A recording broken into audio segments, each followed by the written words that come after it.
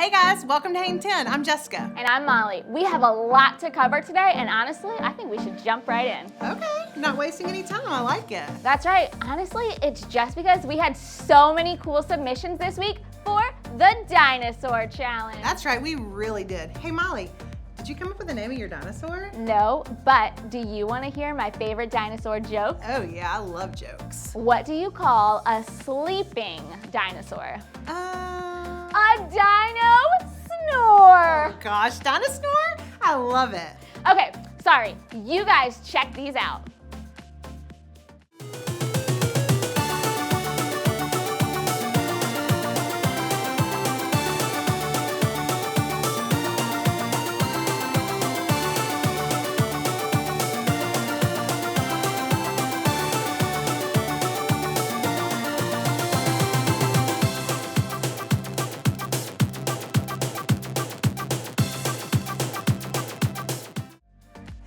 And the winner is...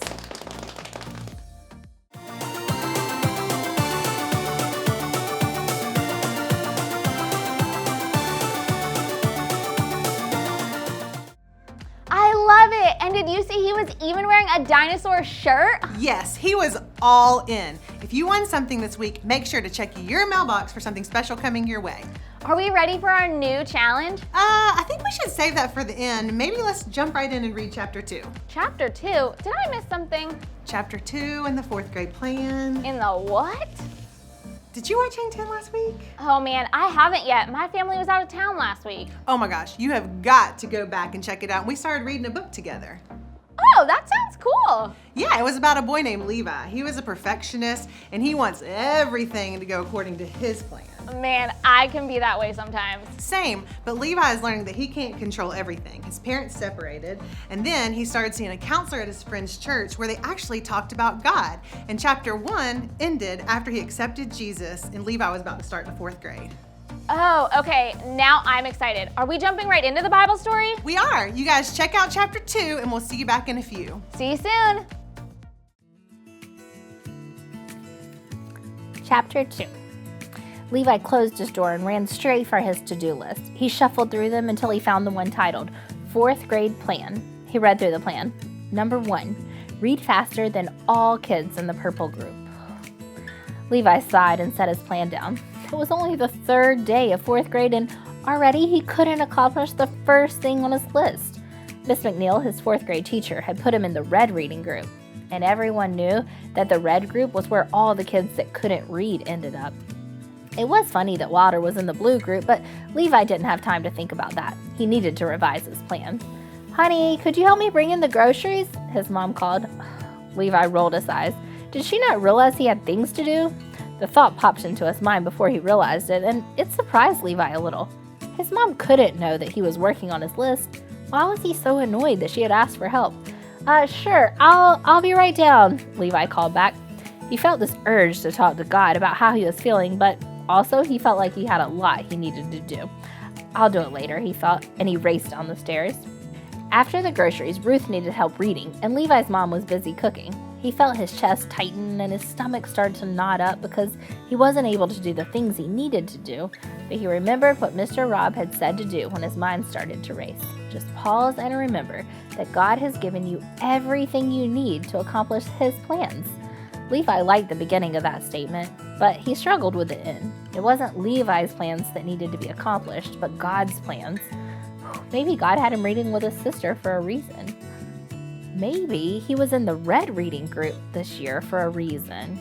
"I don't know the word," Ruth interrupted his thoughts. "Oh, sorry.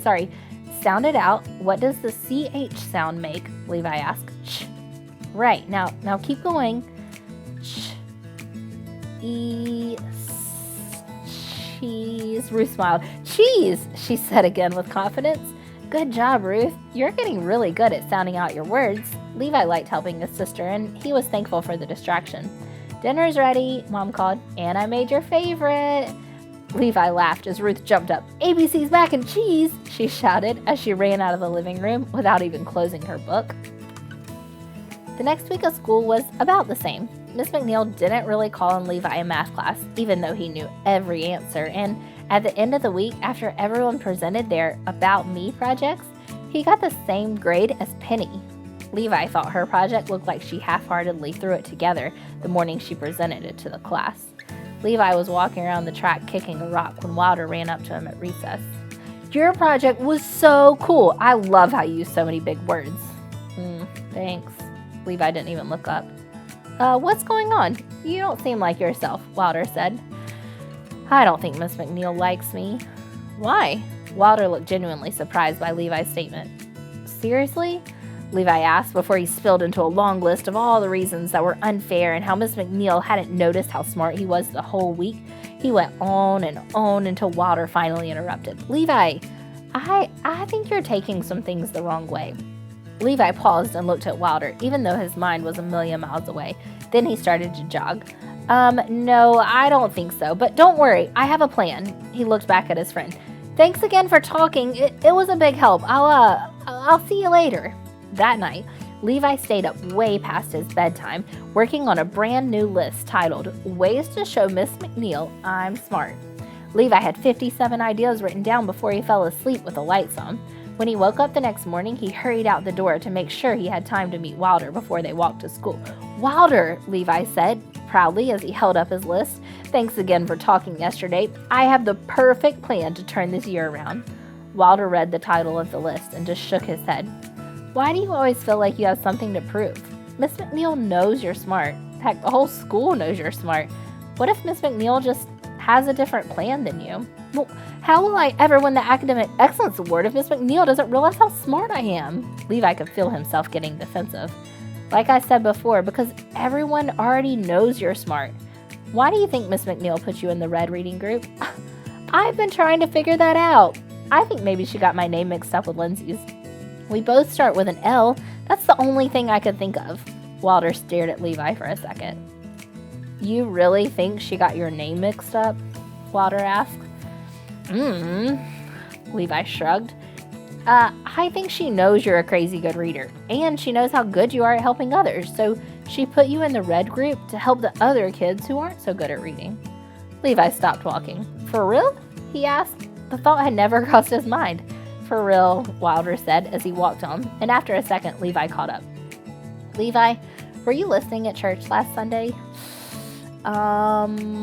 Levi hated not being able to answer immediately. "We talked about the freedom we have because Jesus died on the cross. We don't have to prove anything or be perfect. We're simply forgiven.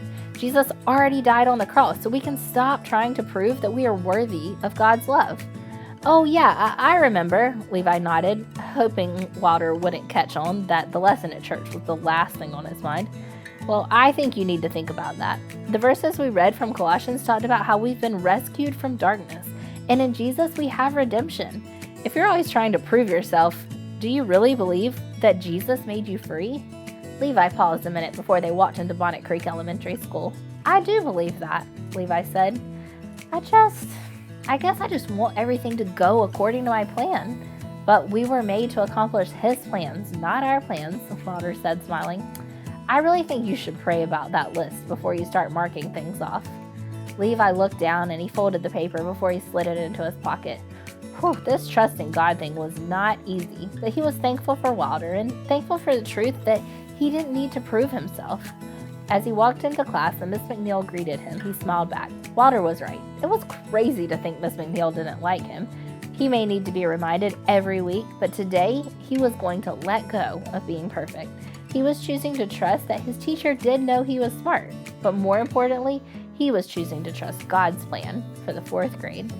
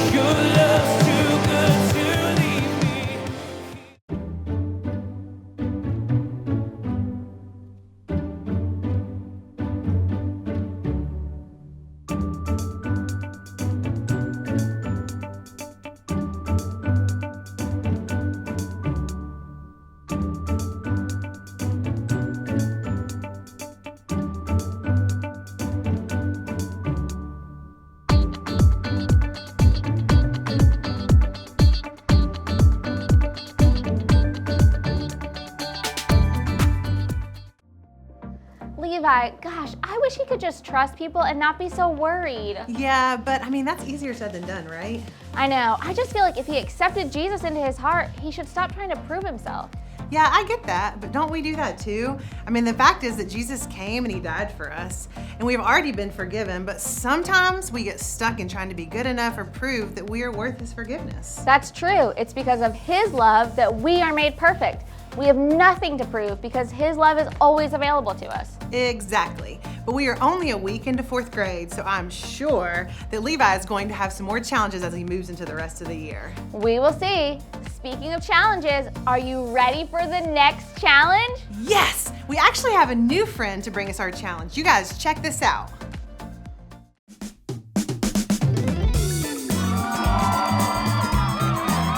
Hey! Welcome to Wheel of Challenges! I'm Sam McAllister, and I'm your game host, and we're gonna go ahead and spin this wheel right here and see what our challenge is.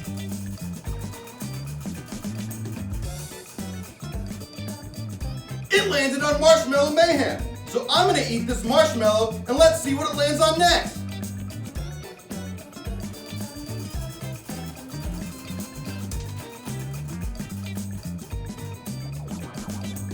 Premium cut!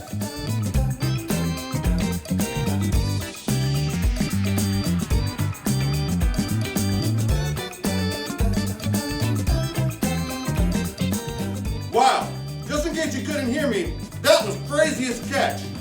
I'm Sam McAllister, and we'll see you guys next week.